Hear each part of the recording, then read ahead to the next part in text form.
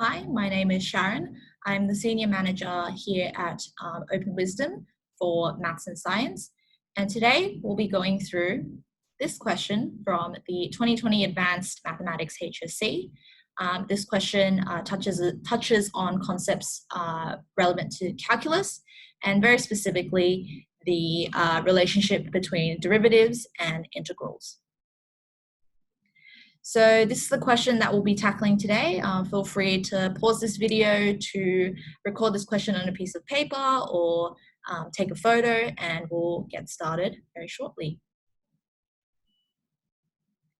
Okay, so let's just begin by reading through this question. So part A asks us to differentiate this function here, e to the 2x times 2x plus 1. And part B asks us to hence find the integral of x plus 1 times e to the 2x. Now let's begin with part A. So part A is a differentiation question, and we are given this function, which I'm just going to call y for now, e to the 2x times 2x plus 1. So the first thing that you should notice is that this is, this question involves two different functions that have been multiplied by each other. We have an exponential function and then a function of x, or powers of x. So when you encounter a question like this, where you have two different functions, so for example, if you have u times v, so this is two different functions multiplied by each other, the derivative is u dash v plus u v dash. And this rule is called the product rule.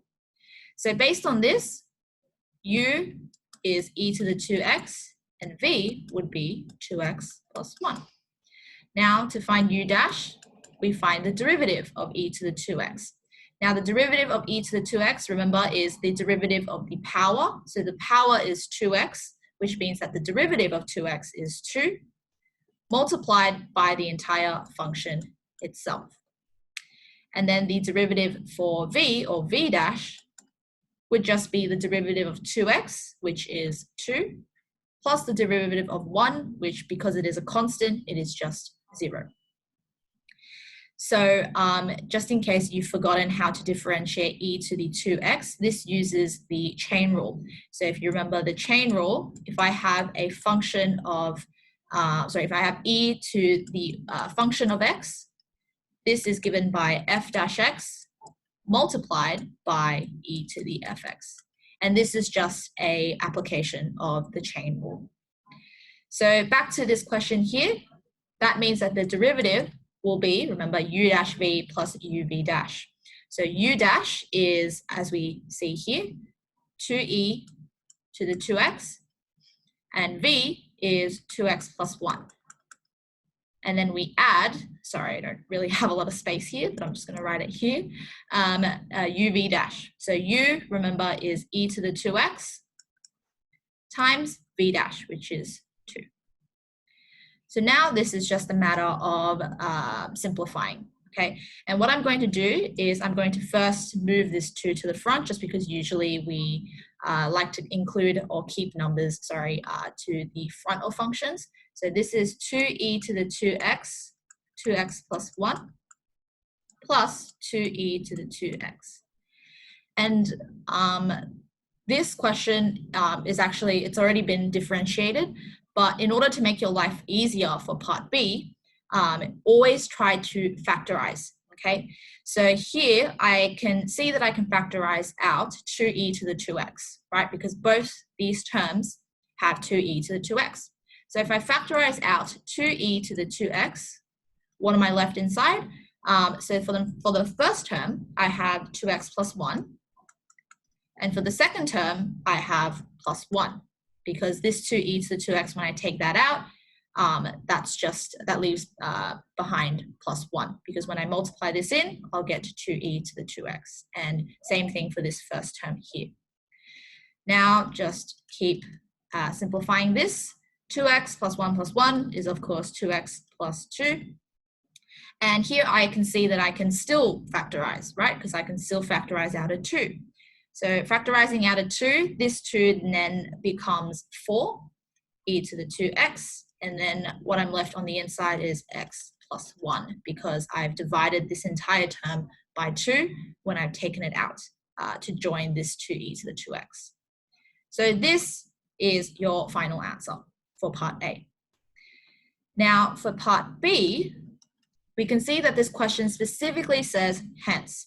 Now whenever you see a question that says hence, this means that you must use the previous part to answer this second question.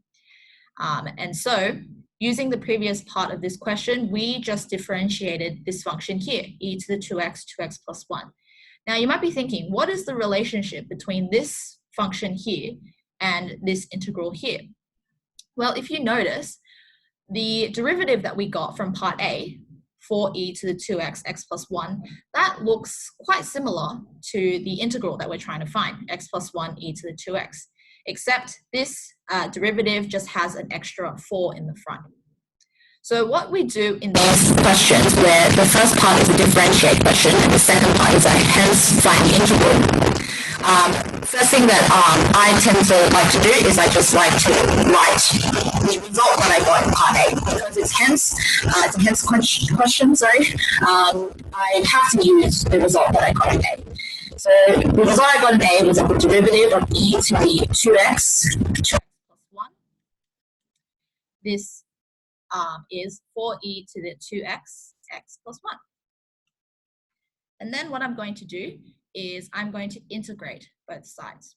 So integrating both sides,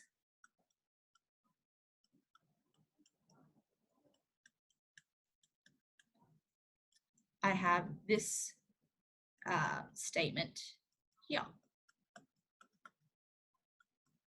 Now the reason why I'm doing this is because when we integrate a derivative, we get back our original function. Because remember, derivatives and integrals, they are opposite operations. So kind of like how when we, for example, plus 5 and then take away 5, we are left with what we originally started with. And it's the same deal here, where I integrate and differentiate a function, I'm just left with the function itself, which was e to the 2x, 2x plus 1. And this is equal to this integral here. So like I sort of hinted at previously, this integral is or looks very similar to the integral that I'm trying to find, except it just has this extra 4 in front. But what I know about constants in integrals is that I can take it out. So just taking this 4 out, I have 4 outside of e to the 2x, x plus 1 dx. And that is still equal to e to the 2x, 2x plus 1. So all I've done is I've just flipped these two, just because generally we like to keep the question on the left-hand side and the answer on the right-hand side. And then what I can do with this 4 is I can just simply move it over by dividing both sides by 4. So dividing both sides by 4, left-hand side, I'm just left with e to the 2x, x plus 1. And then the right-hand side, I have e to the 2x, 2x plus 1 divided by 4. And now if you notice, the left-hand side expression is exactly the same as the expression that I'm trying to find for part B. And therefore, this is actually my answer. And now the only thing that I need to do in order to complete this question is just to add c at the end, because this is an indefinite integral. So just remember, key points to take away from this question is whenever you have a question that asks you to differentiate and then hence find the integral, what you do is you differentiate both sides of the expression that you got from when you differentiated, and then you manipulate the integral so that it matches the integral that you're trying to find. And just remember, the integral of a derivative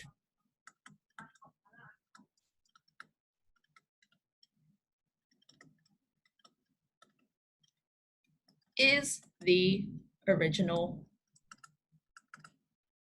function. And those are all the tools that you need in order to solve this question.